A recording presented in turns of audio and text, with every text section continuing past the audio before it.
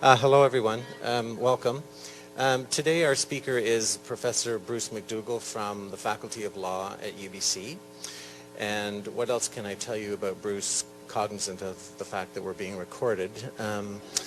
Well, Bruce is the author of how many books now? 4 or 5, and quite a wide-ranging topics, everything from queer judgments, published by University of Toronto, to Introduction to Contracts, secured transactions, whatever that is, and also Estoppel is the latest book. He's also a contributor to the inaugural volume of the Canadian Journal of Human Rights, and so we're very happy to have him and his co-authors contributing to that. And Bruce and I wrote an article together that's published in the Dalhousie Law Journal, and today he's here to speak about GSAs and issues surrounding queer presence in schools, and he's probably written more on that, I think, in law than anyone else. So please welcome him today to speak more on this important topic. Thanks. Thanks very much for having me. It's a real pleasure to be here. It's the first time I've ever been in Winnipeg, I think. I may have been here when I was very, very young, but I'm certainly well pleased with what I see so far. I've just come from Miami, and so the adjustment was very minimal given the weather. I understand that I have at most 50 minutes, and that includes time for questions. So I'll try to limit what I have to say and leave time for questions. But I also would like to encourage questions or comments if you have them as I say something, because I'm going to be jumping all over the place a bit, and so the moment to comment or question me may pass. So jump in if you wish. What I'd like to talk about is the phenomenon of what are called gay-straight alliances. I'll come back to the name itself a little later, but GSAs in schools, and some of the legal issues that attend them or that arise with respect to these gay-straight alliances in schools. They came into prominence as a result of a number of unfortunate incidents. One of them was particularly the case of Jamie Hubley, who you may recall last year in October killed himself. He was a 15-year-old gay student, a grade 10 student at an Ontario and Ottawa high school. And his family said after he departed that he had been called vicious names in the school hallways and online particularly, and he had tried to set up a club at school which he wanted to call Gay-Straight Alliance, and his efforts to do that were thwarted by the school officials, and they refused to allow a club with that name. The most that the school would accept was the name Rainbow Alliance. And that has prompted me and a colleague, Paul Clark, who's at the University of Regina in the Faculty of Education, to do some work on this topic. And so this is a work in progress, and I'm giving you some preliminary thoughts. It may be of some interest to you to know that Paul and I, Paul Clark, were in high school together, and we were very best friends. And he is not gay, and I am. So, and we remained best friends forever. So this is our own sort of gay-straight alliance, sort of a bit of a later stage in life. He didn't know that at the time back in high school. But in any event, the difficulties that queer students feel has been recognized and has come up occasionally in the legal context in Canada. But one of the things that's surprised me is how infrequently issues connected with queer children actually get litigated. There's been a number of rather prominent cases in Canada on queer issues in the past few decades. Some of them connected with children, but very few of them actually involving children. It's actually quite rare for children to be active participants in these matters. And so one of the interesting things I think about the GSA situation is that it directly involves not necessarily queer children, but children and their own sexuality in an active way. They generally in the past have been rather passive participants, if participants at all, in these matters. I want to approach this in two parts. One, I want to situate the GSAs against the background in which they arise and what the GSAs are. And that's, to a certain extent, Paul's work. And so what I'm telling you in this is not entirely my own work. And then I want to move on to look at some of the legal issues that are connected with these GSAs and how they're set up. And the other thing that I would like to have you think about, because I've certainly thought a lot about it, is how this topic resonates with other equality issues. Because this is very much an issue about equality. And it's both helpful and dangerous sometimes to draw analogies with other areas. And it's sometimes a challenge to figure out which analogies work best. So it's very tempting to reach out and say, well, this is the same as the struggle that women have, for example, or women have had to gain equality. But then you ask, well, maybe it isn't the same. The numbers are certainly different. And the accepted role of women as having some role is different than for queer people in many contexts, and particularly in the school context. The one that I found most helpful, and then the other one is race. And race sometimes works and sometimes it doesn't work. But one of the ones that has been of some use in this particular context, the GSA context, is the First Nations history and how the treatment of First Nation students or Aboriginal students in general in the schools has certain very strong parallels with the way that queer students have been treated, in fact are still treated, and where the source of the opposition to equality comes from is actually surprisingly similar in these two areas, where it may not be the same to the same extent in other areas. So I'm going to allude to that sometimes, the analogies with other areas. But sometimes it's actually not helpful, and so it may be dangerous, and you can call me on it if you think that I'm making false connections. The other thing that I want to say by way of preliminary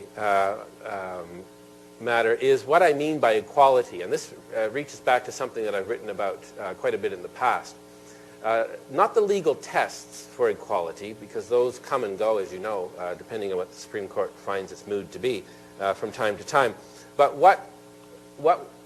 when we can say that a group really has equality, or what the content of equality is. And I've said in the past that in order to have equality, full legal equality, that the group has to be shown not just compassion and not just condemnation, but the members of the group have to be celebrated in some way. That absent those three elements, and in particular the last element of celebration, there's something inherently condescending about the way the group is being treated, or the members of the group is being treated.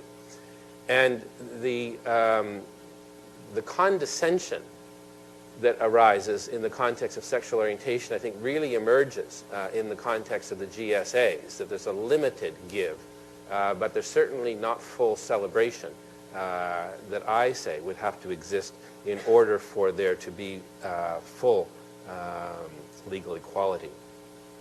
So with that by way of a background, the first part then really has to do with the context, or where this GSA issue is situated. And what I'd like to do is to sort of start in a broader context and then focus down on the GSA itself. So there are three stages to this. And one is the bigger context of homophobia, where the antagonism or the opposition to these GSAs arises in a more general way. And then I want to look at the position of queer students in schools, so the school context itself. And then I want to look at the specific context of the GSA. And that's important because it informs the legal arguments that are going to be made in terms of both advocating for the GSAs and the opposition to these GSAs. So, the bigger context, social context. Well, we know, and the Supreme Court of Canada has told us for quite a while now, that homophobia exists, and so there's no question but that there is antagonism to queer sexuality, particularly to homosexuals. That sort of, the word homophobia doesn't accurately really describe opposition to queer sexuality generally. So I hope that you will indulge me by using the word homophobia when I don't simply mean antagonism or opposition simply to those identified as homosexual. So I don't have another word, and so perhaps I should come up with one. But it's been well recognized for a long time, and the sources, I think, are fairly straightforward, but they are significant. They are threefold, I think, the sources of homophobia. One, religion, and this is crucial to the legal dispute. The second is the family, and the third is the general societal norms that exist. The first one I put, religion, is first and foremost, partly because, as we'll see, the opposition to the GSAs and the opposition actually to most equality claims put forward by queer groups or individuals is religious in origin and nature. And I assert that most all structured hostility to minority sexuality is rooted in religious beliefs. This is accepted by some courts. The Saskatchewan Court of Appeal in the Saskatchewan marriage reference case last year said, this is Justice Smith, that it's fair to say that religious belief is at the root of much, if not most, of the historical discrimination against gays and lesbians. Almost all of the cases that have arisen in the context of sexual orientation claims have been opposed by religious groups. They've been supported to a certain extent by other religious groups, but the opposition has almost always been religious in nature. The opposition to equality claims on the basis of sexual orientation has been particularly strong in the context of matters to do with education and to do with marriage. And in my opinion, that's not coincidental, because both have some assumed or actual connection with children. And it's not controversial, I think, that the access to the minds and the souls of children is thought to be very important. And for religious traditions to be perpetuated, you have to sort of get at the children to have them accept the religious lifestyle early on. So the opposition to equality often arises in the context of religion. And one of the things that interests me about the First Nations analogy is that historically this also arises with First Nations. So to a certain extent with women, to a certain extent in certain contexts, certain racial discrimination in South Africa or in the southern United States or in the Mormon Church and so on has been religious in origin. But the controversy that existed and continues to exist with relation to residential schools and so on also resonates in this area. The idea of getting rid of the native in the child somehow through some sort of religious-based education. So religious hostility is one context in which this problem is situated. There's a general social hostility that exists and still continues to exist. Despite the fact that sexual orientation is one of the protected grounds in the Charter, it's still actually surprisingly acceptable for politicians or other public figures to make the most astonishing comments about sexual orientation or members of sexual minorities that one couldn't conceivably make in other contexts. They are made in other contexts, but they're treated as jokes or as outliers or as somehow shocking comments, whereas the same sorts of comments can be made in the context of sexual orientation. And not that they're accepted, but somehow it's thought that it's not unexpected that somebody would make such a comment. Now, sometimes these comments are coded in the context of family or tradition or whatever, but they still exist, and there's still an acceptance that I find surprising. Sometimes this is more overt. The Supreme Court of Canada, for example, just heard the case of, sorry, I'm very bad with names, the Saskatchewan Human Rights Commission and Watcott, where an individual under the name of the Christian Truth Activists put flyers in mailboxes in various homes in Saskatchewan. And these were largely to do with trying to keep homosexuality out of the schools in Saskatchewan. One of the flyers, for example, said that teachers seem more interested in sexual politics of a perverted type rather than preparing children to do well when they are older. They talked about the school in Boston where, under the guise of safe schools, there were little sensitivity classes that degenerated into filthy sessions where gay and lesbian teachers used dirty language to describe lesbian sex and sodomy to their teenage audience. And so various things like that. Now, that was, they were taken to task for that, but it's a sort of statement that you don't usually see. You don't see in other contexts people going to the lengths of thinking they have the ability to distribute flyers to people's homes, and that they're entitled to do so, except in the context of sexual orientation. And then the final basis where source for the homophobia is the family. And this is really where the sexual orientation situation differs from other contexts. Because at least in the other context, most children will be able to find the home a refuge. Now that sometimes isn't true in the context of gender, as we know. Sometimes it is and sometimes it isn't. But in terms of race or in terms of ethnicity, the home is or religion itself, the home is usually a place where the children can find some sort of protection and safety. One of the most troubling things about sexual orientation equality is that the home is very often the least safe place for the children, that the hostility may be at its strongest in the home. And so the family plays a large role here and complicates greatly the issue when we're dealing with queer children and how this issue gets to be resolved, because often it's thought that the parents can speak for the children on this, and in fact it's the opposition from the parents that may have caused much of the problems in the first place.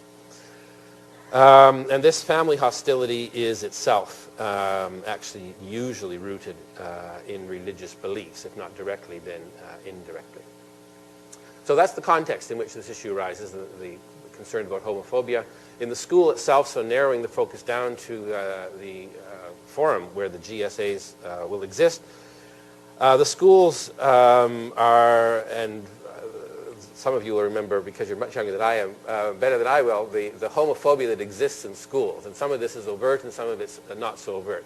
And Don Short is one of the leading scholars in this area, and has documented well the context in which children, particularly teenage children, grow up and have to exist in the schools, sometimes unsupported.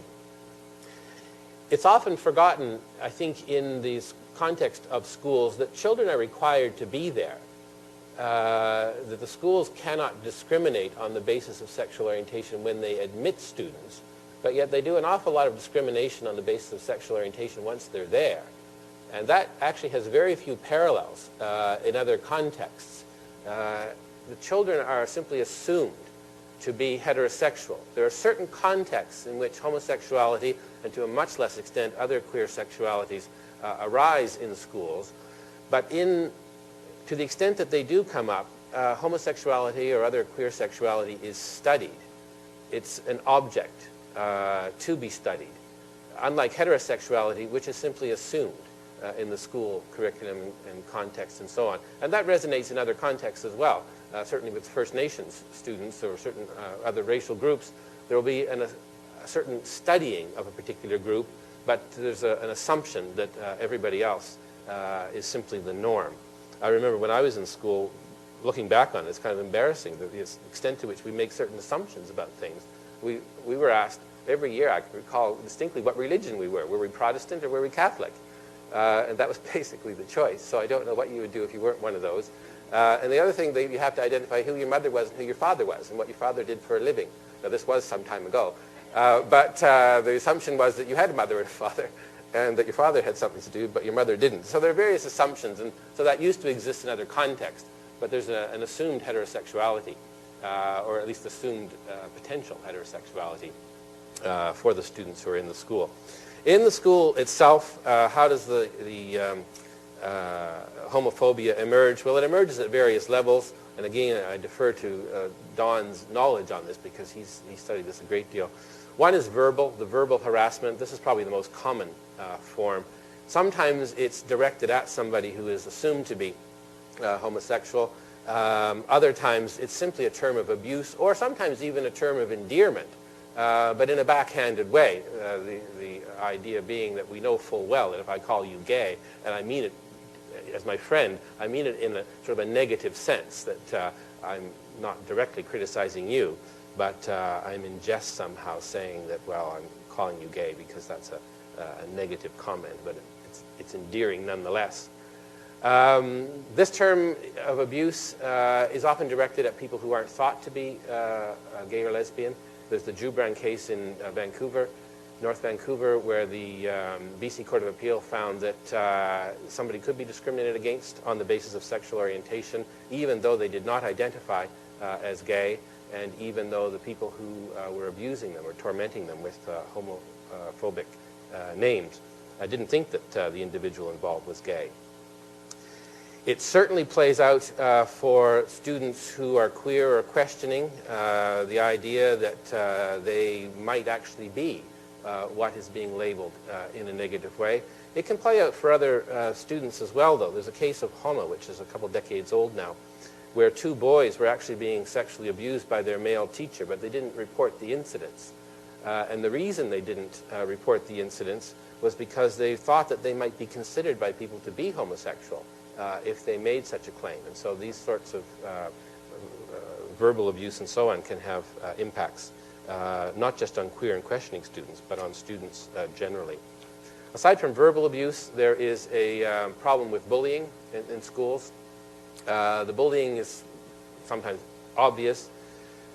The Hubley case is an example of that. The bullying can take place both in the school and, as in the Hubley case, it can take place now online. In fact, the most difficult context in which to deal with it is online bullying. The bully, however, in my opinion, can be the educational institution or its leaders themselves. Statements that adults make about the abnormality or distaste for homosexuality actually do have an impact on the students in the school.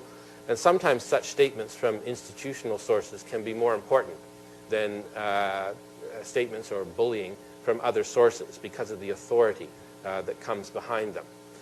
An example of this was the Kempling case in BC a few years ago, where a school guidance counselor, identifying himself as a school guidance counselor, wrote virulently anti-homosexual letters to the school newspaper. And the question was whether he was rightly disciplined or not by the BC College of Teachers. And the BC Court of Appeal, to its credit, said that he had created an alienating environment in the school, particularly for homosexual students, as a result of his public comments. And to my mind, that also constitutes bullying. And then the final source of homophobia in the schools is simply the curriculum and resource issues. There's very little in most schools that students have access to, particularly in a regularized way, that has to do with minority sexuality. There may be in some schools some reference books in the library that you may be identified as queer, questioning yourself by getting access to them. But in the curriculum itself, there's actually surprisingly little in the schools. So with that background, the GSAs have come into existence in many schools. Now these GSAs, the Gay Straight Alliances, originated, I think, in the United States, but they've spread to a number of schools in Canada. And they are student-led organizations which are designed to provide some support to sexual minority students, to educate others about sexual orientation, and to raise issues to do with homophobia in the schools. They have a number of advantages. The most obvious one is that they are, generally speaking, set up at the initiative of students themselves. The students exercise agency. They take the initiative to do so. They're voluntary in nature, so students obviously don't have to join them if they don't want to. They are open to everybody. They are particularly advantageous to students at this age because the students don't have to self-identify as having any sexuality at all, and many students at this age won't know what their sexuality is. They may well be a heterosexual or homosexual or whatever else, and they're not called upon to identify in any way. by joining the group. And they create a sense of community and solidarity and alliance building. And they just generally provide a safe place for students who may otherwise be pressured or bullied to go. They have some negative sides. One is the assimilationist aspect of them. So that this is sort of something that queer activists can criticize, but it's easy for us who are old and went through all this to criticize on this basis and say, well, you're simply assimilating, that the gay-straight alliance is actually a place where you can be closeted, that you're not dealing with the sexuality, you're simply in a place that doesn't require you to deal with it. That's probably too sophisticated for children of that age to deal with, and it's probably unfair to expect anything further. The practice has been that they tend to be set up by straight identified female students. And so there is a concern that they actually aren't set up by not the right people, but that they are sort of a do-good institution. It's not entirely clear that they're as welcoming to some queer students as they might be to others. That tends to be gay male identified students and straight female students who get involved in these organizations, according to studies in the States. And so it's not quite clear why that is. It may come from the name itself. And so the name itself can be criticized as a gay-straight alliance, which identifies certain sexualities but not other ones. And that may actually be alienating for some students. So there are some problems with it. I know when I was in high school, wouldn't have gone anywhere near a GSA, but for all sorts of reasons. But they do provide, though, a symbolic place for students. So even students like me who may not have gone anywhere near a GSA would have actually had some comfort knowing that they were there. So the fact that it existed may have been of some relevance. And this symbolic importance of organizations, I think, especially for people of that age, is at least as important as being involved in the group itself. I remember in school knowing that a couple of students, I don't know why, but they sort of were gay, and everybody knew they were gay. Nothing really happened to them, just they were gay. But I didn't know them. I didn't want to go anywhere near them. But it still was very important and significant to me to know that they existed, that these people were there, and that somehow the world didn't come to an end because of the fact that they existed. The problems have arisen that many schools have not allowed GSAs, particularly denominational schools. The Ontario Catholic School Board has had some difficulty with this issue. They've yet to come up with a statement from the bishops about how the schools are to deal with these things, but they have said that if they do exist, they can't use the word gay and they can't use the word rainbow in the name. So they can be something else, but they can't use those words. So they've had opposition as well from certain parents and from certain school officials, including in Ontario, in the Ottawa School Board, where the Hubley case arose. So this is the issue that I'm currently studying. I'm fast running out of time, so I won't say too much about the legal issues. I want to give time for questions. If you don't have any questions, I can say some more. But the legal issue is, if there is a contention with respect to the GSA, how is it to be decided? How is it to be argued? There's surprisingly little in statutes or in regulations dealing with school clubs and organizations. There is a bill that's currently in second reading in Ontario requiring schools to allow the establishment of activities or organizations that promote the awareness and understanding of people of all sexual orientations and gender identities, including organizations with the name Gay Straight Alliance or another name. So assuming that gets passed in Ontario schools, that would be for both the public schools and for the denominational schools, they will be required to establish such organizations. There's still a question, however, whether a religious or other school could actually challenge that legislation on some basis, a human rights basis or a charter basis. And other places aside from Ontario, you will have the legal contention, I think, over these groups, and the contention will be situated in the context of human rights legislation or in the charter. It'll be on some sort of equality basis. There's not too much that differentiate those two areas in this context. The human rights context is advantageous, particularly for the denominational schools. But there are a number of cases that extend the Charter to protection to denominational schools. The cases that have been decided to date under human rights legislation and under the Charter have tended to illustrate the tension between equality claims on the basis of sexual orientation and claims based on religion. And it comes down to that. It's, in my opinion, becoming increasingly clear that this is where the opposition lies and this is where the contention will be on this issue.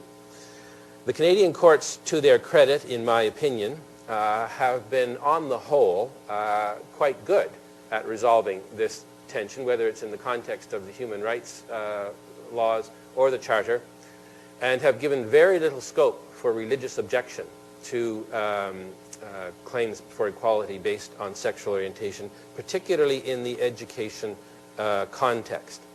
In the human rights context, there is the Joubran case that I mentioned earlier that's helpful as well in establishing that an individual doesn't actually have to identify as gay or lesbian in order to claim protection on the basis of sexual orientation.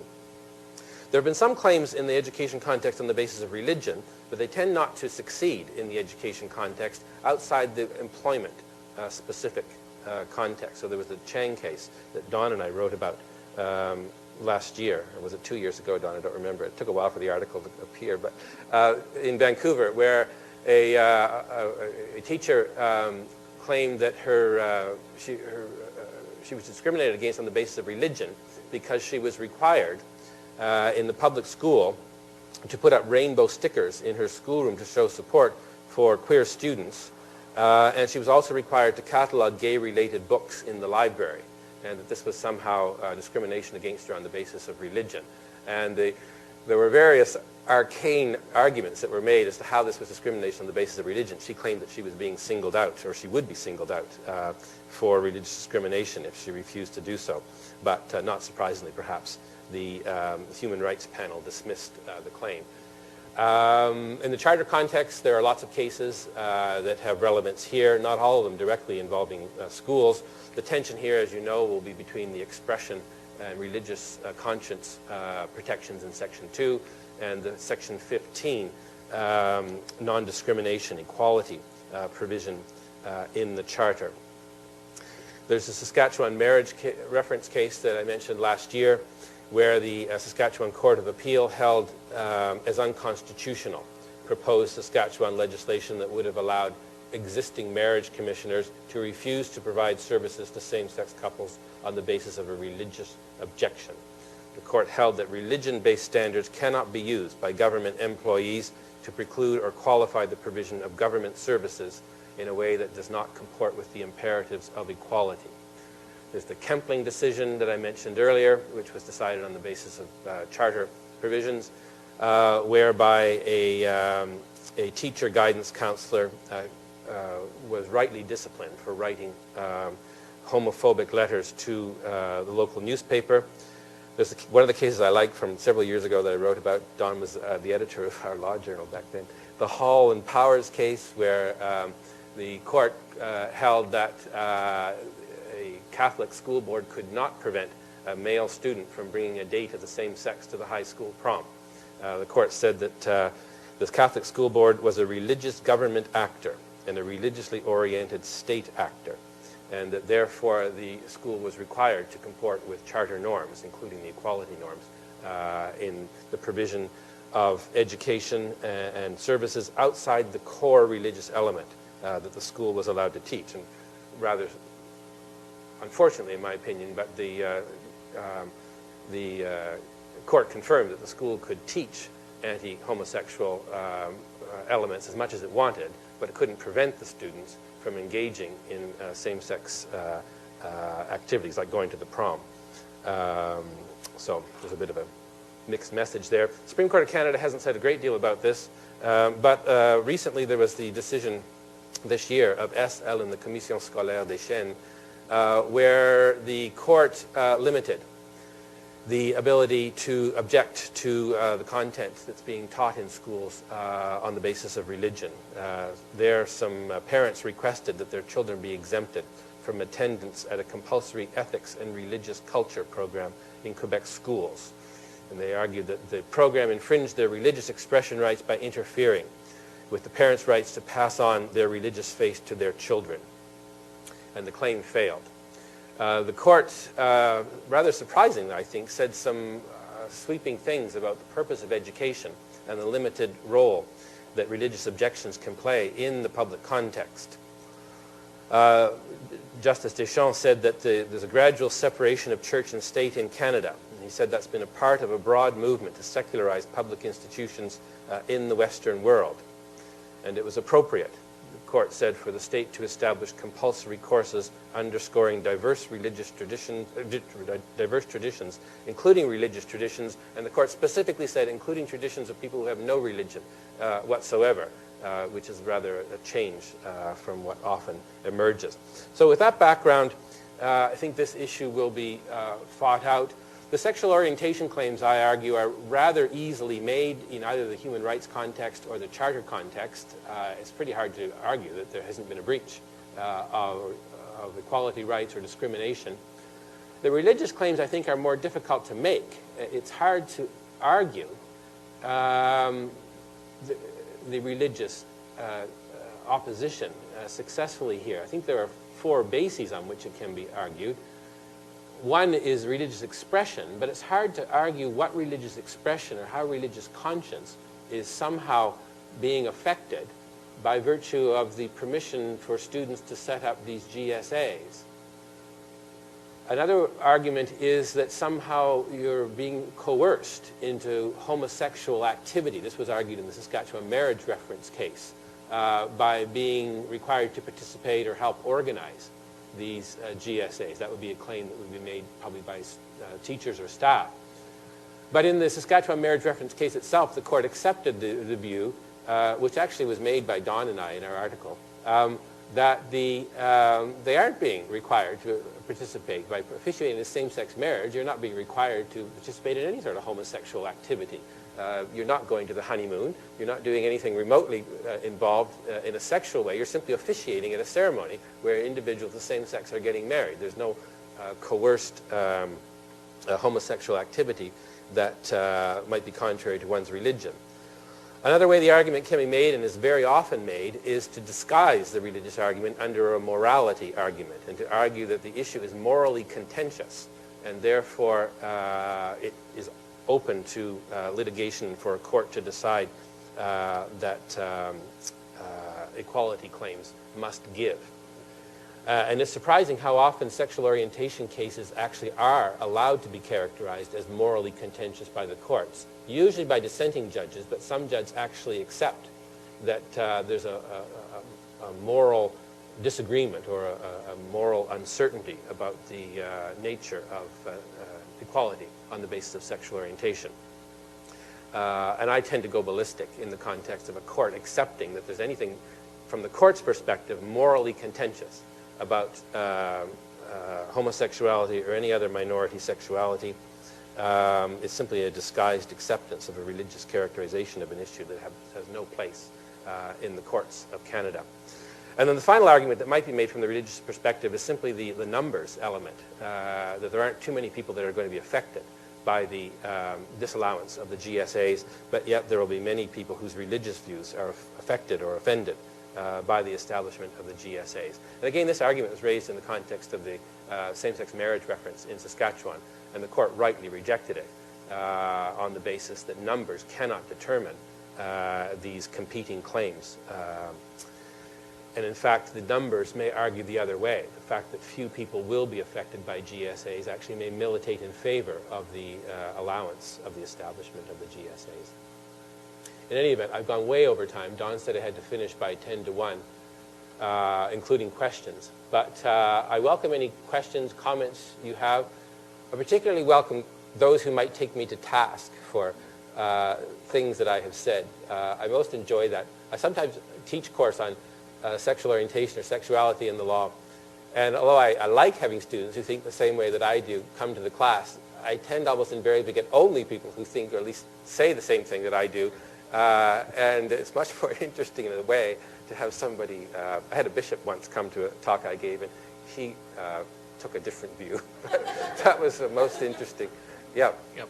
Well, I'm thinking of a charter case, Dagenet and Canadian Broadcasting Corporation, when two different constitutional rights come into conflict with each other. They're to be interpreted in a non-hierarchical fashion. One preference isn't given to one or the other. And I'm wondering if Dagenet has played a role in these kind of charter cases where there may be conflicts between the freedom of religion and the equality right. There have been some cases that try to avoid the conflict altogether. And it can be argued that Hall and Power, that's the high school prom case, was an example where the court was simply saying, well, in fact, the religious rights have not actually been affected. And so we try to harmonize them together and they work together. But it's pretty hard in this area. Most cases, the court really does have to decide because you can't accept that both rights are being protected. And the Saskatchewan Marriage Commission is probably a good example of that. The Saskatchewan Marriage Reference is a good example of that, where I think the court accepted that you couldn't simply find room for both. This area, the opposition is simply too overt and strong, and one really does have to give. Now, I know others who take a different view on that, and that will qualify that, well, we put religion here and we put sexual orientation there, and that there's room for both of them. But I do think that's a hard argument to make. So my argument is that I think in some contexts that ability to avoid the hierarchical approach to rights has been adopted. But in fact, in this area, one will generally give way to the other one. And we see that in the Kempling case, we see that in the Saskatchewan Marriage Reference case, and in my opinion, to a certain extent, in the Hall and Power case as well, that religion simply gave way. And the court there actually referred to other cases where religion had limits, and it would have to give way. In my opinion, religion, the protection of the religious rights in this context tends to a result which excludes, whereas the result that favors the sexual orientation is a result that includes. And it's hard to square those two. Yes? I have a question that I'm not sure applies. It's applying in my mind right now, but I'm still working through everything you said. But is there a requirement for schools to have policies regarding bullying? And if so, is there any allowance for restrictions within those policies based on what you're being bullied on? That's a good question, and I don't know. Probably Don. I shouldn't put Don on the spot, but he may actually know that more than I do. I know in some jurisdictions there is such a requirement.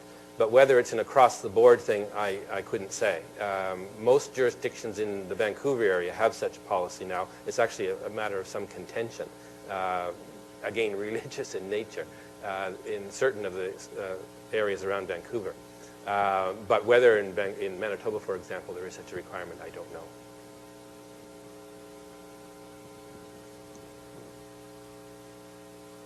Well, thank you. It's been a really interesting talk. I mean, the issues that around gay-straight alliances and the legal challenge that you outline obviously has connections in other areas in the school system as well, right? So there's the big thing is around curriculum too, I think, and I know the issue in Ontario right now with the legislation is very contentious, and again, it's being argued that this is a moral, these are morally contentious issues. And here in Manitoba, I don't know if you're aware that, and I don't know actually what the status of it is right now, but at least one of the school districts, and I think others have policies called HAM. I don't know if you heard about this. No, I don't know. Homosexuality, abortion, masturbation, I think, are issues that some of the school districts consider contentious and therefore off limits for teachers to talk about in terms of the health classes and all of that.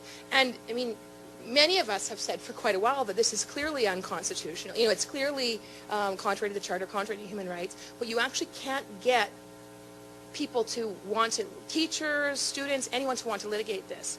And despite actually my having talked to people involved and that sort of thing, I mean, that's a real challenge. This is an area where I actually think, and this is not what I would say about a lot of areas, where the courts are actually probably going to be quite good on this issue in the way that you suggest, in terms of actually understanding. We have some strong precedents around sexual orientation discrimination and recognition of the equality, and especially Anyway, so I think that's the case. But yet, you can't actually get these things litigated. Some of the unions are not very supportive. There's still, I think, very deep problems with actually getting these issues before courts or tribunals. And I don't know what other people have in terms of thoughts, or what thoughts you have about ideas around that. But that, I think, is a real weakness. Well, one of the things I didn't talk about here was who can bring these claims. And I think one of the problems has been that there's been an assumption that for a sexual orientation equality claim, the person has to be directly affected somehow in order to bring it. One of the advantages of the Drubren case is that while he was directly affected, he didn't have to identify as a gay student in order to bring the claim. But I think it's an excellent point. And I think the parallels come with religion itself. The religious organizations who may not be directly affected by these, personally affected by these, have absolutely no problem claiming legitimacy in arguing these positions that are religious in nature. And so in my opinion, the same thing should apply to gay and lesbian groups. You don't have to have somebody directly affected, that some gay and lesbian organization or interest group or whatever, not connected with the school, having no member in the school should be able to claim an interest in these matters. And if it works for the religious organizations, which are able to intervene and bring these claims, I see no reason why outside groups can't bring the sexual orientation claim. So I hope that happens, because you're right, that it's very difficult, particularly for students or for those whose employment depends on this, to identify, even if they claim till they're blue in the face that, well, I'm not gay or lesbian. There's a taint that somehow will attach to them. I respectfully and humbly suggest that the best approach to this issue is from a largely viewpoint neutral position, rather than either pro or anti-gay or, quote, old-time religion, close quote. An example of a statute I'm thinking of, I think in the United States there's a federal statute called, correct me if I'm wrong, the Equal Access Act, which requires public schools, at least at the secondary level, to allow all extracurricular groups, including religious groups, and as long as it's completely viewpoint neutral and allows everybody in there. And that has even been upheld against, First Amendment establishment challenge. And don't forget the schools themselves, rather than teaching a pro or gay or anti-gay position, should, to the extent reasonably possible, try to be neutral, viewpoint neutral. They shouldn't indoctrinate students one way or the other, but again, as far as the students themselves, to the extent reasonably possible, allow freedom of expression and belief. Yeah, I think it's a good model. And obviously that has been used in the context of the GSAs in the States. It's surprising how strong the opposition still is in the States to the establishment of GSAs, despite legislation that would seem to protect them. I guess one of the related concerns, however, is that if the groups are established, that they certainly be allowed to name themselves. That is, to my mind, far from celebrating a group if you're allowed to establish it, but you're not allowed to call it what it is that you want to call it. That's not directly related to your point. The other comment I have about what you say is I agree. There should be neutrality in the sense that all should be equally legitimate. But I think that schools have to question, particularly in the curriculum, the extent to which they actually are neutral. And it's amazing how, as I was saying earlier about the example in my school where people had to identify their religion and what their father did, we didn't think about it. That was thought to be the norm, but how these sort of norms get translated surreptitiously or in an inadvertent way sometimes. And there's an amazing amount of heterosexual normativity in the curriculum in schools, and actually in the organization of the school itself. I mean, the way the teams are organized, the way there's I don't know if there still are, but sort of, not beauty pageant, but whatever they call it, king and queen of the ball, and so on and so forth, this sort of dividing of the world into boy, girl, and somehow they come together in significant ways. So, can you speak more about the employment issue? That is to say, the degree to which the state should intervene as a primary funder of denominational schools in imposing standards about employment. And you use the word neutrality, which I think is appropriate as well here. But where are we at the moment in terms of the law with regard to dictating employment standards? Whether it is setting criteria about denominational schools that only want to employ heterosexual, or whether it's even broader than that, schools that only will employ people within their denomination. It depends on the jurisdiction. The wording in the human rights legislation varies to a certain extent from province to province. As far as I know, Saskatchewan, for example, has the most elaborate protection of religious rights. It certainly talks more about protecting religious situations. And the Quebec Charter also is actually quite strongly protective of the religious traditions in the employment context. The cases otherwise seem to be a little bit all over the place. And you'll find some cases that actually are very supportive of a school or a religion's ability to refuse to hire somebody who doesn't comport in some significant way with the religious requirements, whereas there are other cases that seem to take a very narrow view of this. One of the cases that Don and I wrote about last year, or 2 years ago, was from Ontario, and there was an adult care facility. And a woman, an evangelical religion, set this up. And she signed a statement saying that she wasn't a lesbian or something to that effect, and then she came out as a lesbian later on, and they wanted to fire her. So she had already been hired, but the court took a very narrow view of what the religion could do in terms of requiring somebody to comport. They said if you were involved in core religious teachings or core religious activities, that the church or the religious organization might be able to impose standards on you. But if what you were doing wasn't a core religious function, then you couldn't impose those religious constraints on the individual.